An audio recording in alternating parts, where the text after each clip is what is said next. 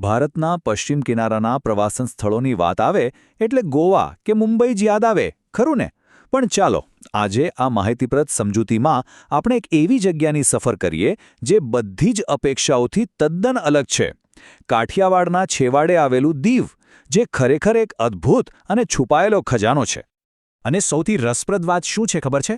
આ એક એવું પ્રાચીન નગર છે જ્યાં મધ્યયુગીન કિલ્લાઓ છે, પણ સાથે જ આ ભારતનું પહેલું એવું શહેર છે જે દિવસ દરમિયાન 100% પુનઃપ્રાપ્ય સૌર ઊર્જાથી ચાલે છે.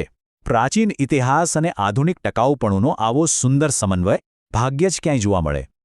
આપણી આજની આ સફરમાં આપણે દીવના છુપાયેલા દરિયાકાંઠા, ઐતિહાસિક કિલ્લાઓ અને યુદ્ધો, અદ્ભુત સ્થાપત્ય, મોંમાં પાણી લાવી દે તેવી વાનગીઓ અને સ્વચ્છ દરિયાકિનારાની મજા માણીશું. તો સૌથી પહેલાં વાત કરીએ વિભાગ 1ની, એટલે કે ભારતના આ છુપાયેલા દરિયાકાંઠાના રત્ન વિશે, જે ખરેખર એક આધુનિક વિરોધાભાસ છે. આ કેન્દ્રશાસિત પ્રદેશ ભારતનો 10મો સૌથી ઓછી વસ્તી ધરાવતો જિલ્લો છે, એટલે જ ભીડભાડથી દૂર શાંતિ શોધતા લોકો માટે આ એકદમ આદર્શ વિકલ્પ છે. વસ્તી ઓછી હોવાથી અહીંની કુદરતી સુંદરતા અને ઐતિહાસિક ધરોહર બિલકુલ અકબંધ રહી છે. રોજિંદી દોડધામથી દૂર શાંતિનો શ્વાસ લેવા માટે આનાથી બેસ્ટ જગ્યા કઈ હોઈ શકે? હવે આગળ વધીએ વિભાગ 2માં પથ્થરોના વારસા તરફ, એટલે કે દીવના કિલ્લાઓ અને તેના ઐતિહાસિક યુદ્ધો. દીવનો ઇતિહાસ કોઈ ફિલ્મી વાર્તાથી કમ નથી. 1509ના યુદ્ધથી લઈને 1535માં કિલ્લાનું નિર્માણ અને ત્યારબાદ છેક 1961માં થયેલા ઓપરેશન વિજય સુધીની સફર રોમાંચક છે. ગુજરાત સલ્તનત અને પોર્ટુગીઝો વચ્ચેના સંઘર્ષોમાં આ નાનકડો ટાપુ એક ખૂબ જ મહત્વનું લશ્કરી કેન્દ્ર રહ્યું હતું. સદીઓ સુધી પૂર્વ અને પશ્ચિમની શક્તિઓ વચ્ચે અહીં વર્ચસ્વ જમાવવાની હોડ જામી હતી. અહીંના સ્થાપત્યો પણ કમાલના છે. 1535માં બનેલો દીવનો કિલ્લો આજે પણ 2 ખાઈ અને એક કાર્યરત દીવાદાંડી સાથે અડીખમ ઊભો છે. અહીં તોપો આજે પણ સમુદ્ર તરફ નિશાન સાધીને રાખેલી છે. અને પેલો પાણીકોઠા, 12મી સદીનો આ દરિયાઈ કિલ્લો એટલી ચતુરાઈથી બનાવવામાં આવ્યો હતો કે દૂરથી આવતા દુશ્મનોને એ કોઈ મોટો વહાણ જેવો જ લાગે, જેથી તેઓ ગોથું ખાઈ જાય. લશ્કરી ઇતિહાસથી થોડા આગળ વધીએ. વિભાગ 3માં હવે જોઈએ બરોક સ્થાપત્ય અને પવિત્ર સ્થાનો, જ્યાં અલગ અલગ સંસ્કૃતિઓનો અદ્ભુત સંગમ જોવા મળે છે. જ્યારે વાત લાકડાની કોતરણીની આવે ત્યારે 1610માં બનેલું સેન્ટ પોલ ચર્ચ મગજમાં સૌથી પહેલાં આવે. એવું કહેવાય છે કે આ ચર્ચની લાકડાની કોતરણી ભારતના કોઈ પણ પોર્ટુગીઝ ચર્ચમાં સૌથી વિસ્તૃત અને બેનમૂન છે. બર્મા સાગના, એટલે કે લાકડાના એક જ ટુકડામાંથી કોતરવામાં આવેલી આ વેદી જોઈને કોઈ પણ અવાક રહી જાય. આ ચર્ચના પ્રભાવશાળી આગળના ભાગ પર વોલ્યુટ્સ, એટલે કે નાજુક સર્પાકાર આભૂષણો જોવા મળશે.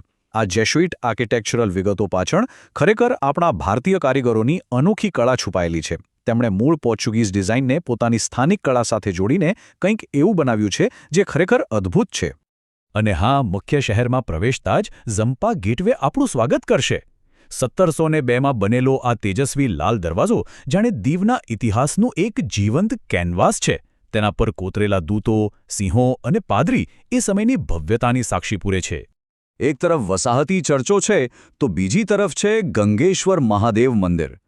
5000 વર્ષથી વધુ જૂનું આ ગુફા મંદિર સીધું દરિયા કિનારાના ખડકોની વચ્ચે આવેલું છે. સૌથી રોમાંચક વાત એ છે કે અહીં સ્થાપિત શિવલિંગોનો અભિષેક બીજું કોઈ નહીં પણ સ્વયં દરિયાના મોજા કરે છે. આ દ્રશ્ય અને મોજાનો અવાજ મનને અપાર શાંતિ આપે છે. આ બધું જોયા પછી ભૂખ તો લાગી જશે જ. તો ચાલો વિભાગ 4માં દીવની અનોખી વાનગીઓનો સ્વાદ માણીએ, જ્યાં ગુજરાતી મૂળ અને પોર્ટુગીઝ સ્વાદનો સંગમ થાય છે. ભોજનમાં અહીં એક જબરદસ્ત સંતુલન જોવા મળે છે. એક તરફ આપણા સાદા અને પૌષ્ટિક થેપલા, ખાંડવી અને બાજરીના રોટલા છે, તો બીજી તરફ પોર્ટુગીઝ પ્રભાવવાળી તેજ મસાલા અને વિનેગરથી ભરપૂર પોર્ક વિન્ડાલુ અને ચોરીસો જેવી વાનગીઓ પણ ઉપલબ્ધ છે. ખાણીપીણીના શોખીનો માટે આ જગ્યા ખરેખર એક સ્વર્ગ સમાન છે.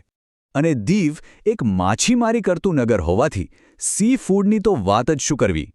અરબી સમુદ્રમાંથી સીધા આવતા પ્રોન મસાલા, ગાર્લિક બટાકા સાથે કિંગફિશ અને ચીલી પ્રોન્સ, આ બધું સ્થાનિક મસાલાઓ સાથે તૈયાર થાય છે. સ્વાદ એવો કે દાઢે વળગી જાય. કોઈ પણ સારા ભોજનનો અંત મીઠાઈ વિના તો અધૂરો જ કહેવાય. તો અહીંની ખાસિયત છે બેબિન્કા. નાળિયેર, ખાંડ અને ઘીના સમૃદ્ધ સ્તરોથી બનતી આ મીઠી વાનગી એટલી સ્વાદિષ્ટ હોય છે કે બસ ખાતા જ રહીએ. ખાસ કરીને ચાની ગરમાગરમ ચુસ્કી સાથે તેની મજા કંઈક અલગ જ આવે છે.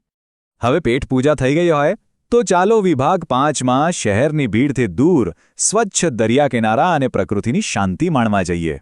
દીવનો દરિયા કિનારો દરેક માટે કંઈક ને કંઈક લઈને આવે છે. લહેરાતા પામ વૃક્ષો અને સુંદર રિસોર્ટ્સ જોવા હોય તો નાગોઆ બીચ બેસ્ટ છે. જો થોડો રોમાંચ જોઈતો હોય અને શાંત પેરાસેલિંગ કરવું હોય તો ઘોઘલા બીચના ભૂરા પાણી બોલાવી રહ્યા છે. અને જો એકદમ શાંતિ અને વિશાળ મોજાનો અવાજ જ સાંભળવો હોય તો ગોમતી માતા બીચનું એકાંત સર્વશ્રેષ્ઠ છે.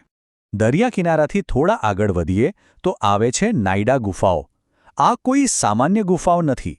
પોર્ટુગીઝોએ કિલ્લો બનાવવા અહીંથી પથ્થરો કાઢ્યા હતા અને સમય જતાં ભૌગોલિક પ્રક્રિયાઓએ તેને ટનલ અને પગથિયાના એક જાદુઈ નેટવર્કમાં ફેરવી દીધી છે.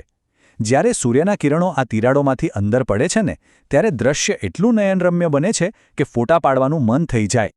અને આ સફરમાં એક મોટું સરપ્રાઇઝ એ છે કે અહીં એશિયાનું એકમાત્ર સીશેલ મ્યુઝિયમ આવેલું છે.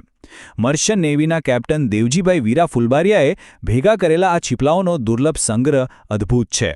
મજાની વાત તો એ છે કે મુલાકાતીઓને આ સુંદર દરિયાઈ ખજાનાને બારીકાઈથી જોવા માટે મેગ્નિફાઇંગ ગ્લાસ પણ આપવામાં આવે છે.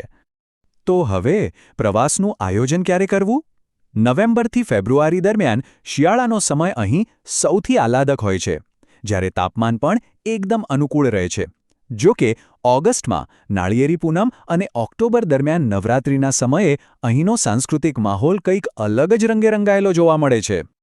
આખી સફર પર નજર કરીએ તો સમજાય છે કે એક સમયનું ધમધમતું લશ્કરી અને વ્યાપારી કેન્દ્ર આજે પર્યાવરણને અનુકૂળ 100% પુનઃપ્રાપ્ય ઊર્જાથી ચાલતું એક શાંત પ્રવાસન સ્થળ બની ગયું છે. છે ને અદ્ભુત? જરા વિચારો કે 16મી સદીના વૈશ્વિક વેપાર માર્ગોએ આજના આવા ટકાઉ નગરોને શાંતિથી કેવી રીતે આકાર આપ્યો હશે? અને કોને ખબર, ભારતના આ વિશાળ દરિયાકાંઠે આવા બીજા કેટલા ઇતિહાસો આપણી રાહ જોતા ઊભા હશે?